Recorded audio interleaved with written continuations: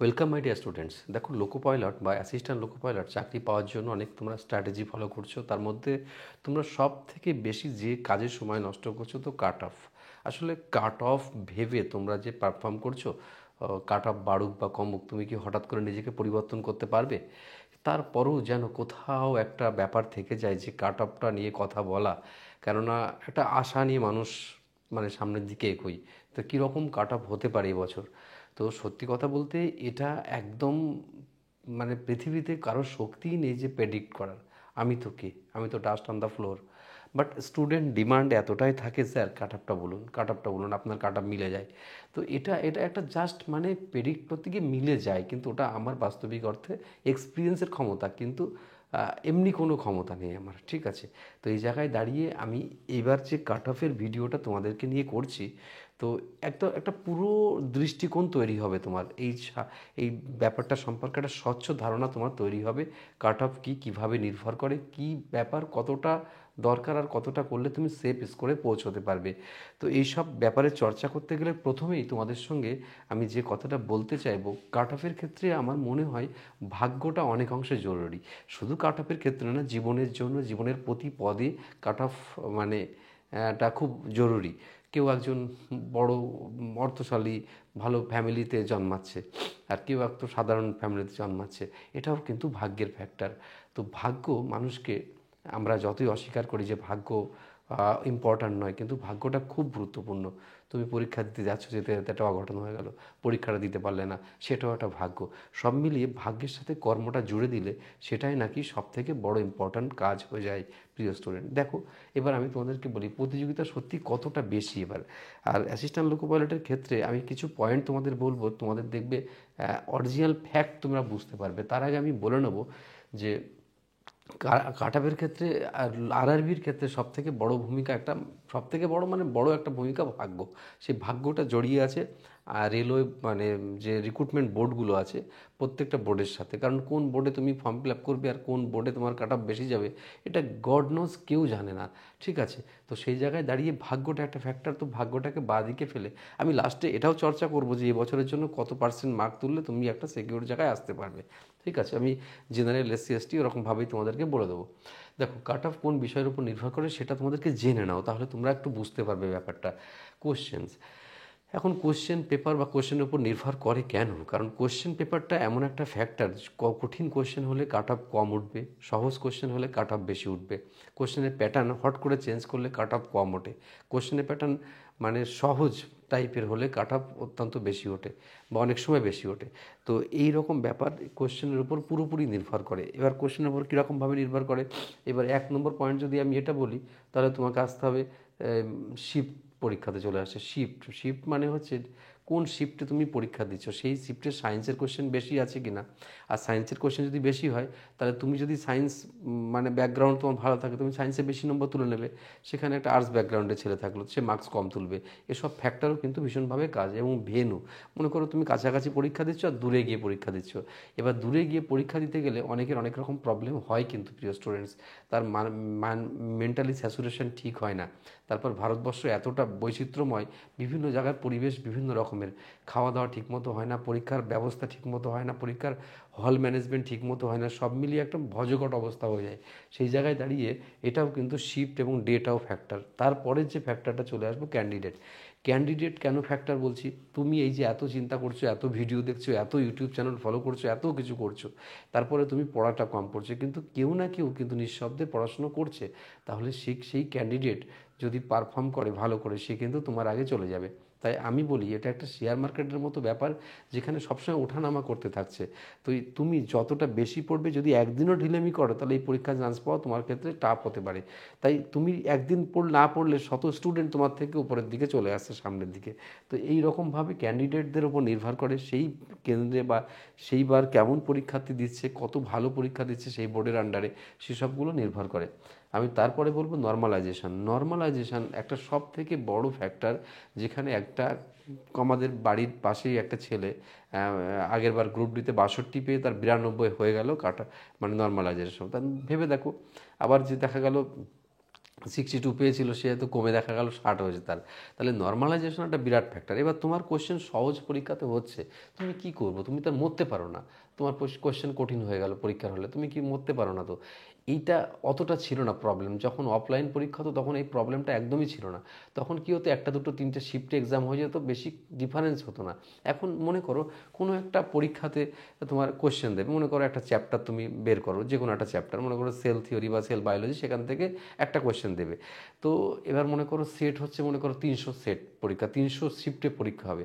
তো 300 শিফটে তাহলে 300টা কোশ্চেন তোমার লাগবে আলাদা আলাদা রকমের। সেই 300টা কোশ্চেন কিন্তু মানে এক্সামিনার সেট করতে পারে না, তার জন্য কিছু কোশ্চেন নিজেরা বানিয়ে বানিয়ে দেয়, আর তার ফলে স্টুডেন্টরা কিন্তু ঘেরা খেয়ে যায়। এরকম অনেকগুলো প্যারামিটার কাজ করে, যার জন্য নর্মালাইজেশন ফ্যাক্টর কিন্তু ভীষণ ইম্পর্ট্যান্ট ফ্যাক্টর। কারণ নম্বর বেড়ে যায়, কারোর নম্বর কমে যায়। তো দেখা গেল কঠিন শিফটে পরীক্ষা হলে নম্বর বেড়ে গেল, সহজ শিফটে। এবার সহজ শিফট কঠিন শিফট তুমি কী করে বুঝবে? তোমার পরীক্ষা দিয়ে তুমি বুঝতে পারবে কেমন? ঠিক আছে, তো এগুলো আগে থেকে বলা যায় না। কাস্ট ফ্যাক্টর, কাস্ট ফ্যাক্টরের মধ্যে ওবিসি ফ্যাক্টরটা সব থেকে ইম্পর্ট্যান্ট। ওবিসিরা কিন্তু জেনারেলের মধ্যে চলে আসে বেশিরভাগ ক্ষেত্রে, আর ইডব্লিউএসরা চলে আসে বেশি জেনারেলের ক্ষেত্রে। তো সেক্ষেত্রে জেনারেলের সিটটা কমে যায়, আর মানে আনরিজার্ভের সিটটা কমে যায়। তো সেক্ষেত্রে ও জেনারেল কাট আপ একটু নর্মালি স্বাভাবিকভাবেই বেশি ওঠে। ঠিক আছে, তাহলে এতগুলো ফ্যাক্টর কাজ করে। এবার আমি আসবো এবছর কীরকম হতে পারে, আর গত বছর কীরকম ছিল। দেখো গত বছর 27-28 ছিল মানে সিবিটি ওয়ানে কাট আপ, ঠিক আছে মাত্র। আর সিবিটি টুয়ে কোনো বোর্ডে 57 ছিল, কোনো বোর্ডে 67 ছিল, কোনো বোর্ডে 60 ছিল, কোনো বোর্ডে 72 ছিল, কোনো বোর্ডে 74 ছিল, কোনো বোর্ডে 78 ছিল আউট অফ 100। ঠিক আছে, এইটা আমি বলে নিই, তারপর আমার মতামত জানাবো। এবার সিবিটি ওয়ান সিবিটি টু এর কথায় যদি আসি, তো কোন কোন পরীক্ষাটা ইম্পর্ট্যান্ট বেশি তোমার কাছে এখন এই মুহূর্তে? আমার কাছে মনে হয় প্রিয় স্টুডেন্ট, সিবিটি টু এর থেকে সিবিটি ওয়ানটা বেশি ইম্পর্ট্যান্ট। কারণ সিবিটি ওয়ানে তুমি যদি মানে যোগই না করতে পারলে, তুমি যদি ঢুকতেই না পারো, তাহলে সিবিটি টু পরীক্ষা তুমি দিতে পারবে না। এবার এবার যে প্রশ্নটা আমার মনের মধ্যে সবসময় হয়, সেটা হচ্ছে যে প্রায় তোমার 15 গুণ স্টুডেন্টকে ডাকবে। এই 15 গুণ স্টুডেন্টকে যে তোমার ডাকবে, তার মধ্যে কাদের ডাকবে? যারা এবার তুমি ফর্ম ফিল আপ করার সময় দেখবে অনেক লোক ফর্ম ফিল আপ করেছে, আমার মতন চশমা আছে দেখবে অনেকের, 6x6 নেই, তারাও কিন্তু ফর্ম ফিল আপ করেছে। অনেকে কোয়ালিফিকেশন কমপ্লিট হয়নি, তারাও ফর্ম ফিল আপ করেছে। অনেকে মানে অন্য ব্যাকগ্রাউন্ডের ছেলে মেয়ে, তারাও কিন্তু ফর্ম ফিল আপ করে। ফর্ম ফিল আপের সময় তো কিছু প্রুফ দেখাতে হচ্ছে না, তাই একটা পরীক্ষা দেবে বলে সবাই কিন্তু অনেকে ফর্ম ফিল আপ করেছে। তাহলে তারাও কিন্তু সিবিটি টু 15 জনের মধ্যে যদি ঢোকে, তাহলে ওখানে কিন্তু অরিজিনাল যে ক্যান্ডিডেট, সে কিন্তু একজন বাদ চলে যেতে পারে। আমার থিঙ্কিংটা বুঝতে পারছো? তাই চশমাধারী যে, সে বাদ যাবে, তারপরে ফেক স্টুডেন্ট বাদ যাবে, এরকম অনেকেই বাদ যাবে। তার মধ্যে 15 জনের মধ্যে দেখা গেল 5 থেকে 6 জন স্টুডেন্ট ঢুকবে, যারা সিবিটি টু এ পরীক্ষাই দেবে না তারা, অথচ তোমার জায়গাটা দখল করলো। তাহলে থাকলো আজ 10 জন। 10 জনের মধ্যে 7 থেকে 8 জন ডাকবে হচ্ছে সিবিটি টু এর জন্য। ঠিক আছে, না সেই সাইকোলজিক্যাল টেস্টের জন্য, সিবিএটির জন্য। এই 7 থেকে 8 জন যে সিবিএটির জন্য ডাকলো, সেখান থেকে এবার মেডিকেলের জন্য ডাকবে যে কজন মানে মোটামুটি একটা স্ট্যান্ডার্ড মানে সংখ্যা দেখে তোমাকে ডাকবে হচ্ছে মেডিকেলের জন্য। এই মেডিকেলেও কিন্তু অনেকে বাদ চলে যায়। মানে লোকো পাইলটের মেডিকেল খুবই টাফ হয়, মানে টাফ মানে 6x6 হয়, এবং শরীর ফিট থাকা চাই। এখানেও একটা কথা, অনেকে এই মেডিকেল ব্যাপারটাই বোঝে না যে কীরকম ব্যাপার। তো এই নিয়ে চর্চা আমি করব অন্য ভিডিওতে, তোমাদেরকে ভালো করে বুঝিয়ে দেবো।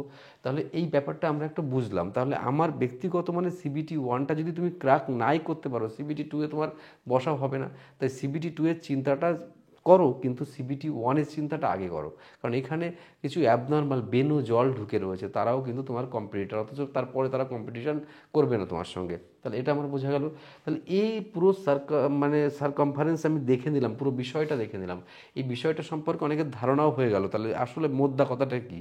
এবার আমি আসি, তাহলে স্যার এবার কেমন কাট আপ যেতে পারে? আমি ওই যে বললাম, এটা একটা প্রেডিক্টেড ব্যাপার, আমার কাট আপ মিলবে তা না। তাও আমি একটা কথা বলি যে মিলবে বলে বা মিলবে না বলে ওরকম নয়। ব্যাপারটা হচ্ছে যে তুমি যদি মনে করো যাই কাট আপ বলে, তুমি যদি না তুলতে পারো, তাহলে কী করে হবে? তাই আমি অ্যাপ্রক্সিমেটলি তোমাদেরকে একটা আইডিয়া দিচ্ছি। 70 থেকে 75% যদি মার্কস, এটা পার্সেন্ট কিন্তু, এই মার্কসটা যদি তুলতে পারো, এটা কিন্তু একটা মোটামুটি হ্যান্ডসাম মার্কস যে কোনো প্রিলিমস পরীক্ষার জন্য। 70% থেকে 75 মার্কস। এবার তুমি যদি চাও যে 75% অ্যাবাভ মার্কস যদি তুমি তুলে রাখতে পারো, তাহলে তোমার একটু সিকিউরিটি থাকছে। এবার সেক্ষেত্রে যে কোনো বোর্ডেই তোমার কোনো অসুবিধা হবে না, এটা CBT 1-এর ক্ষেত্রে। কারণ CBT 1-এ গতবার 28 ছিল মাত্র, চিন্তা করে দেখো, আউট অফ 75। সারা ভারতবর্ষ জুড়েই ওই হাল ছিল, কারণ কোশ্চেন পেপার কঠিন ছিল তার জন্য। এবার তুমি বলবে এবছর কম্পিটিশন বেশি। তো এই জায়গায় প্রিয় স্টুডেন্ট, আমি একটা কথা তোমাদেরকে বলি, খুব ভালো করে বলি। দেখো, স্টুডেন্ট নিয়ে আমি নাড়াচাড়া করি সব সময়, এটা আমার কাজ, আমার উদ্দেশ্য। অনেক স্টুডেন্ট তোমরা ফোন করো, স্যার আপনাদের কেন রানাঘাট কোচিং সেন্টার নেই, কেন বাঁকুড়াতে নেই, কেন বীরভূমে নেই, কেন মানে সোনারপুরে নেই, কেন কলকাতায় নেই, কেন বহরমপুরে নেই, কেন মুর্শিদাবাদে নেই, কেন বীরভূম নেই, কেন বাঁকুড়া নেই, কেন বনগাঁতে নেই, কেন দমদমে নেই। তো আমাদের কথা হচ্ছে, আমরা কোচিং সেন্টারটা কিন্তু ওই কারণে চালাই না। আমি বিশেষ করে, আমি সুকুমার পাল যে কারণে কোচিং সেন্টারটা দেখি, সেটা হচ্ছে যে আমি মন থেকে ভালোবাসি জিনিসটাকে। আর যতজন স্টুডেন্ট থাকে প্রত্যেকে যদি আমি গাইড না করতে পারি, তাহলে আমি তাদেরকে পড়িয়ে কী লাভ হবে বলো তো বাবু, এটা আমায় বোঝাও তো। তাই যদি 10 জায়গায় কোচিং সেন্টার করি, হ্যাঁ, আমাদের আর্নিং 10 গুণ বেড়ে যাবে। তার মানে সত্যিকারে কি সেটা ফ্রুটফুল হবে? সেটা ফ্রুটফুল হবে না। এই অনলাইন সিস্টেমটাও আমাদের ছিল না আগে, এই করোনার জন্য অনলাইন সিস্টেমটাও চলে, এখন অনলাইন দুটোই আমাদের চলে।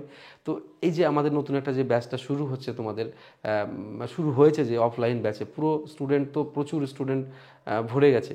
তো অফলাইনে যে আবার অনলাইনের ব্যাচ শুরু হবে তোমার 22 তারিখ থেকে। তো এই যে আমাদের ব্যাচ শুরু করি, আমরাও কিন্তু নিঃশব্দে এই কাজগুলো করে যাচ্ছি। তো আমি শুধু এই যেটা বলছিলাম, আমি বলতে বলতে ভুলে গেলাম, যেটা হচ্ছে যে নতুন ব্যাচ শুরু হলো, সেই ব্যাচের অনেক স্টুডেন্ট এখানে শুনছে, তারা কমেন্ট করতে পারবে যে 75 মার্কসের একটা এক্সাম দিলাম আউট অফ 75। তা দুজন স্টুডেন্টের মতো 300 স্টুডেন্টের মধ্যে ধরে নাও, কতজন ছিল এক্স্যাক্টলি আমার মনে নেই, তার মধ্যে ধরে নাও একজন পেলো 42 পেয়েছে, আর একজন মনে হয় 41 পেয়েছে আউট অফ 75। আর ম্যাক্সিমামগুলোই পেয়েছে 30-এর ঘর, তারপরে 10জন মতো 30-এর ঘরে পেয়েছে, তারপরে 20-র ঘরে পেয়েছে, তারপরে 10-এর ঘরে পেয়েছে, তারপর 5-এর ঘরে পেয়েছে, তারপরে মাইনাসেও নাম্বার পেয়েছে অনেকে। এইটা এটা এবার আমি প্রশ্ন করলাম ওদেরকে, আমার অনেক জানার শখ এসব বিষয়ে। ওই কোশ্চেনটা যদি আমাদের পুরনো কোনো ব্যাচে করতাম, অন্য কোনো ব্যাচে, সেখানে অ্যাভারেজ মার্কস উঠতো 50-এর ওপরে। তাহলে ওই ব্যাচটাতে এই হাল কেন? এখন ওই ব্যাচের নতুন ব্যাচ একদম নিউ লঞ্চ করেছে, তাই পরীক্ষা নিয়ে দেখলাম তাদের হাল কোথায়। তোমরা অনেক ইন্টারভিউতে আমাদের এখানে দেখো যে প্রথম খুব কম নম্বর পেয়েছিল। তো এইটা আমি বলতে চাইছি, এটা যে আমি ওদেরকে জিজ্ঞেস করলাম, বাবু তোমরা কি পড়াশোনা করোনি? প্রথমই তপবন থেকে শুরু করছো, ওর মধ্যে প্রায় 10% বা 20% স্টুডেন্ট তারা প্রথম শুরু করছে তপবন থেকে।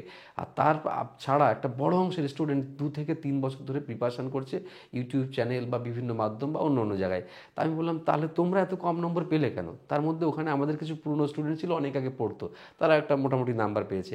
তা আমি এটা বলতে চাইছি, কিন্তু এই গল্পটা করার উদ্দেশ্য আমার অন্য, যে স্টুডেন্টরা নিজেদের বিরাট হাবভাব ভাবে অনেক সময়, কিন্তু সত্যিকারেই অফলাইনে বসে যদি এক্সাম দেয়, তাহলে নিজেকে যাচাই করতে পারে যে সত্যিকারে সে কোথায় দাঁড়িয়ে আছে, তার পজিশনটাকে, চোখ খুলে যায় তখন। না হলে তো এমনি অনেক হাবভাব নিয়ে অনেকে চলে। তাই সত্যিকারে বেশি নম্বর পাওয়াটা টাফ আছে, অতটা সহজ নয় লোকে যেমন বলে। তাই প্রিয় স্টুডেন্ট, মন ভেঙো না, নিজে যা পারো সেরকমভাবেই পারফর্ম করো, নিজের শক্তিটাকে উপলব্ধি করো যে আমার মধ্যে এই শক্তি আছে, স্ট্যামিনা আছে, আমি পারবো, আমার দ্বারা সম্ভব। ওরকম বলে ফেললে হবে না যে একটা সিট আছে মানে একটা সিট আমি দখল করব। হ্যাঁ, দখল করতে পারবে, কিন্তু তার জন্য চাই তো তোমার অস্ত্রশস্ত্র, মানে যুদ্ধ জয় করার জন্য মেন দরকার হচ্ছে অস্ত্রশস্ত্র। তাই তুমি না পড়ে যদি দিনের পর দিন ভিডিওই দেখে যাও, আর মানে তার কোনো অস্তিত্ব থাকছে না, তাহলে তুমি কি করবে? এখানে এই যে ভিডিও দেখছো অনেকে আছে যে 2-3-4 বছর ধরে তারা প্রিপারেশান করছো, এবার তাদের কথা, তোমরা রিয়েল বা অন্য অন্য চাকরি সম্পর্কে তোমরা যা জানো, 90% ইউটিউবারদের অতটা দখল নেই। সেই ইউটিউবারদের ভিডিও তোমরা দেখবে, তবু এগুলো তোমাকে কে বারণ করবে? মানুষ মিথ্যার পেছনেই বেশি ছোটে আমি দেখেছি। আমার সর্বশেষ যে কথা, তো কাটআপের পেছনে ছোটার দরকার নেই, তুমি তোমার সেরাটুকু দাও, দিয়ে পরীক্ষায় বসো, দেখবে তুমি পাস করে যাবে। যত লোক দিক না পরীক্ষা, এর মধ্যে একটা বড় অংশের স্টুডেন্ট তারা লাইন লেন্থ জানে না, তারা পারফর্ম করার সিস্টেম জানে না, তারা অনেক কিছু বোঝে না। তো তারাও তো ভিড় বাড়াচ্ছে। তাই প্রিয় স্টুডেন্ট, আমার মনে হয় যারা শক্তিশালী, যারা পারফর্ম করতে চায়, যারা জিততে চায়, যাদের রেগুলারিটি মেনটেন করে পড়াশোনার ক্ষেত্রে, তারা কিন্তু এই যুদ্ধে জিতবে। আর এর অ্যাপ্রক্সিমেটলি একটা ধারণা দিলাম, এটা জেনারেল। SC ST সেরকমভাবে কমিয়ে নাও, SC ST OBC কমিয়ে নাও, এটা কিন্তু একটা ধারণা। তোমরা ভাবছো স্যার এত কম নম্বর আসবে। হ্যাঁ, আমার এটাও এক্সপিরিয়েন্স বলছি। এবার আমি সবটা জানি না, আমি যতটুকু জানি সেটুকু বললাম। দরকার হলে ভিডিওটা সেভ করে রেখে দাও, পরে কোনো দিন হয়তো মিলিয়ে নিতে পারবে। বেস্ট অফ লাক, এটাও আমি আন্দাজেই বললাম বলতে পারো। ভালো থেকো প্রিয় স্টুডেন্ট, তোমাদের প্রতি অনেক অনেক ভালোবাসা রইলো। এগিয়ে চলো, বেস্ট অফ লাক।